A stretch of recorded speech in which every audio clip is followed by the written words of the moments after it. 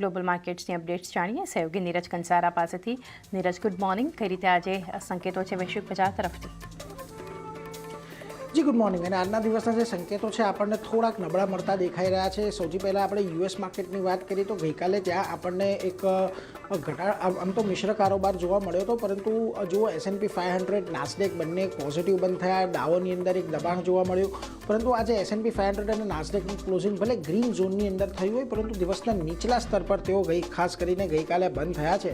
અને એમાં પણ ગઈકાલે મહત્વનું રહ્યું કે અમેરિકાના મોંઘવારીના આંકડાઓ આવ્યા અને મોંઘવારીના આંકડાઓની અસર થોડીક ત્યાં જોવા મળી। જો કે જો મોંઘવારીના આંકડાઓમાં કોઈ બહુ વધારે મોટો પરિવર્તન નથી આવતો જોવા મળ્યો। CPIના આંકડા જોઈએ તો મંથ ઓન મંથ બેઝિસ પર અહીંયા મોંઘવારી આપણને થોડીક વધતી દેખાય છે, -0.4%થી વધીને 0.1% થઈ છે, પરંતુ યર ઓન યર બેઝિસ પર તમે જોશો તો થોડોક ઘટાડો છે, 10 બેઝિસ પોઈન્ટનો 3.5થી ઘટીને 3.4 પર છે। કોર CPIના આંકડામાં પણ તમને મંથ ઓન મંથ બેઝિસ પર એક ઉછાળો જોવા મળી રહ્યો છે, જે ફ્લેટ હતું ત્યાંથી 0.2% પર છે, પરંતુ કોર CPI તમે યર ઓન યર બેઝિસ પર જોશો તો ત્યાં પણ 2.6%થી ઘટીને લગભગ 2.5% પર આપણને આવતા દેખાયા છે। એટલે એના પર એક ફોકસ તમારે રાખવાનું। હવે જુઓ, ખાસ કરીને અહીંયાથી મોંઘવારી જે ઘટી છે એમાં એનર્જીના ભાવમાં આપણને ઘટાડો આવતો જોવા મળ્યો છે, અને સતત બીજો મહિનો રહ્યો અમેરિકાની અંદર કે જ્યારે એનર્જી પ્રોડક્ટ્સના ભાવની અંદર આપણને ઘટાડો જોવા મળ્યો, જેનું એક બહુ મોટું કમ્પોનન્ટ છે અને એની અસર આવે। બીજી તરફ તમને પેટ્રોલ ગેસોલિનના ભાવમાં પણ સતત બીજે મહિને ઘટ્યા છે। માર્ચ બાદ પહેલીવાર ગ્રોસરીના ભાવની અંદર અહીંયા ઘટાડો આવતો જોવા મળ્યો છે, જે એક રાહતની વાત છે। બીજી તરફ મેડિકલ કેરના ખર્ચમાં થોડોક વધારો થયો છે અને હવાઈ ભાડાની અંદર પણ વધારો થતો જોવા મળ્યો છે। એટલે ખાસ કરીને મોંઘવારીના અમુક કોમ્પોનન્ટ્સ તમને ઘટતા દેખાય, સામે અમુક જગ્યાએ વધારો પણ થતો દેખાયો છે। હવે જો આ મોંઘવારીની શું અસર આવી તો યુએસની 10 વર્ષની બોન્ડ ડીલ છે 4.7% પર આપણને યથાવત રહેતી જોવા મળી। ડોલર ઇન્ડેક્સ હજી પણ 100ની નજીક છે। હવે આ બધાને લઈને યુએસમાં ડિસેમ્બરની અંદર જે દરો વધવાની આશા હતી તે થોડીક ઓછી થતી જોવા મળી રહી છે। આપણે જ્યારે ગયા મહિને વાત કરી રહ્યા હતા, ફેડની બેઠક હતી, તેમાં અનુમાન એવું સેવવામાં આવી રહ્યું હતું કે સપ્ટેમ્બરની જે બેઠક છે એની અંદર લગભગ 5%નો વધારો કરવામાં આવે, તે હવે શક્યતાઓ છે તે ઓછી થતી જોવા મળી છે, ને હવે ઘટીને 40.1% પર આ શક્યતા આવી ગઈ છે। એટલે એના પર એક ધ્યાન રાખીશું। બીજી તરફ ટ્રુથ સોશિયલ પર જુઓ, ટ્રમ્પનું નિવેદન આવતું દેખાયું ને એમણે એ પ્રકારની વાત કરી કે સ્ટ્રેટ ઓફ હોર્મુઝ પર અમેરિકાનો સંપૂર્ણ કંટ્રોલ છે, ઈરાનનો કોઈપણ પ્રકારનો કંટ્રોલ હવે ત્યાં આગળ રહ્યો નથી।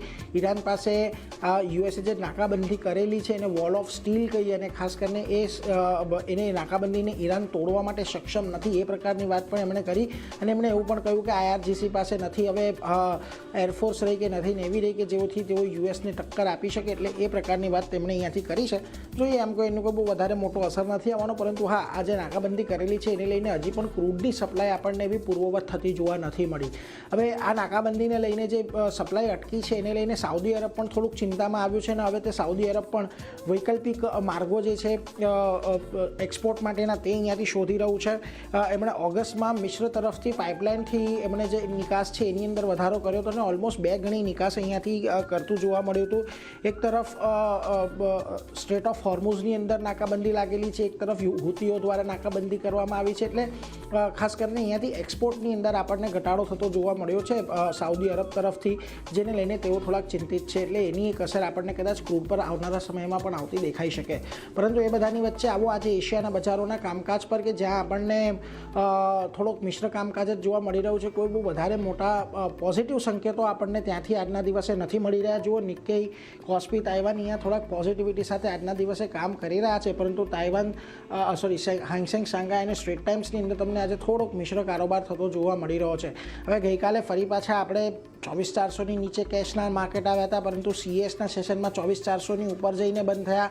ફ્યુચર્સ હતા 24,477 પર બંધ થયા। 24,423ના ગિફ્ટ નિફ્ટી સંકેત આપી રહ્યું છે, એટલે કોઈ બહુ વધારે મોટા ઘટાડાના સંકેતો નથી, પરંતુ જે રેન્જ છેલ્લા 2-1 દિવસથી બની છે એ જ રેન્જમાં કદાચ આજનો દિવસ આપણને કારોબાર ચાલની થતો જોવા મળી શકે છે, પરંતુ કોઈ બહુ વધારે મોટી મજબૂતીના સંકેતો પણ નથી। જી નીરજ, આભાર આપનો।